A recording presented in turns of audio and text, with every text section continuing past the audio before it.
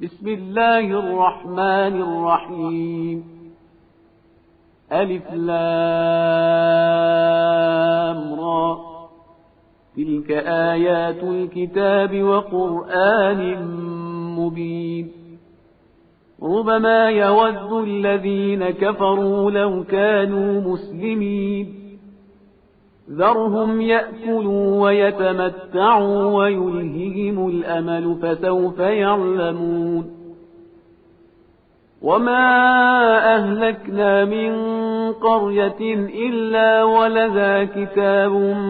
معلوم ما تسبق من أمة أجلها وما يستأخرون وقالوا يا أيها الذي نزل عليه الذكر إنك لمجنون لو ما تأتينا بالملائكة إن كنت من الصادقين ما ننزل الملائكة إلا بالحق وما كانوا إذا منظرين إنا نحن نزلنا الذكر وإنا له لحافظون ولقد أرسلنا من قبلك في شيع الأولين وما يأتيهم من رسول إلا كانوا به يستهزئون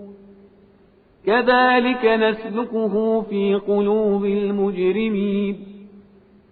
لا يؤمنون به وقد خلت سنة الأولين ولو فتحنا عليهم بابا من السماء فظلوا فيه يعرجون لقالوا إنما سكرت أبصارنا بل نحن قوم مسحورون ولقد جعلنا في السماء بروجا وزيناها للناظرين وحفظناها من كل شيطان رجيم إلا من استرق السمع فأتبعه شهاب مبين والأرض مددناها وألقينا فيها رواسي وأنبتنا فيها من كل شيء موزون وجعلنا لكم فيها معايش ومن لستم له برازقين وإن من شيء إلا عندنا خزائنه وما ننزله إلا بقدر معلوم وأرسلنا الرياح لواقح فأنزلنا من السماء ماء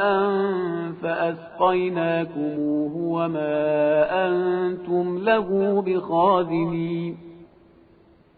وإنا لنحن نحيي ونميت ونحن الوارثون ولقد علمنا المستقدمين منكم ولقد علمنا المستأخرين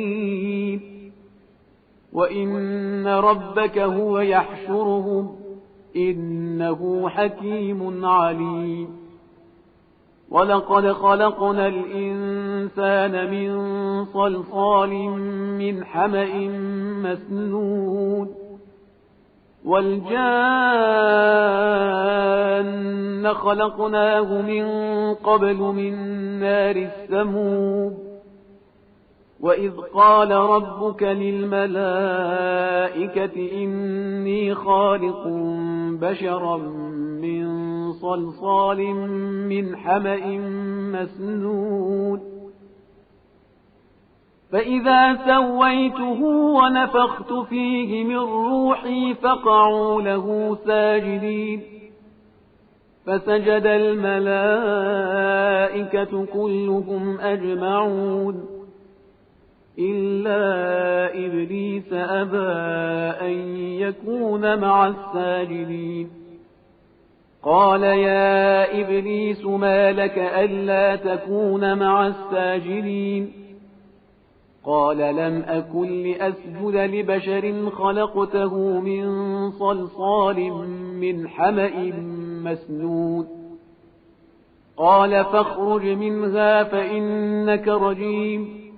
وإن عليك اللعنة إلى يوم الدين قال رب فأنظرني إلى يوم يبعثون قال فإنك من المنظرين إلى يوم الوقت المعلوم قال رب بما أغويتني لأزينن لهم في الأرض ولأغوينهم أجمعين إلا عبادك منهم المخلصين قال هذا صراط علي مستقيم إن عبادي ليس لك عليهم سلطان إلا من اتبعك من الغاوين وإن جهنم لموعدهم أجمعين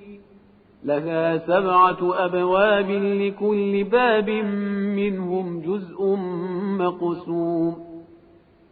إن المتقين في جنات وعيون ادخلوها بسلام آمنين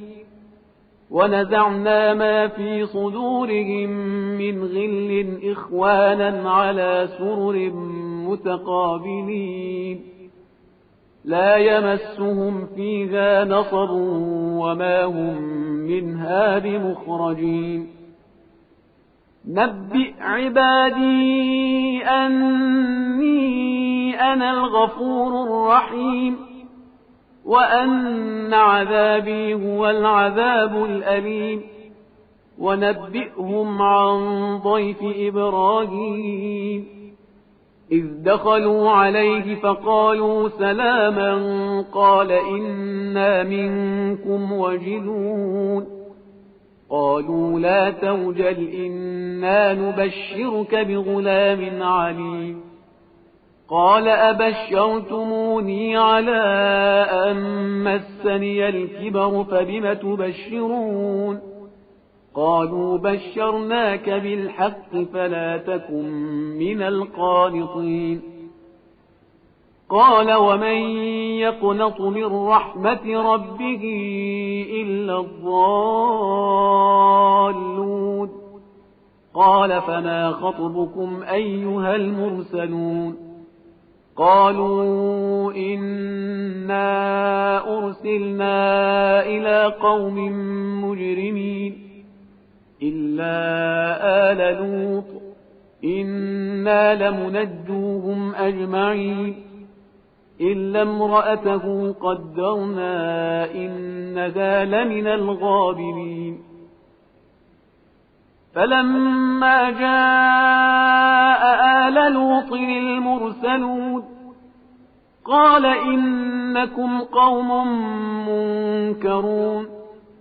قالوا بل جئناك بما كانوا فيه يمترون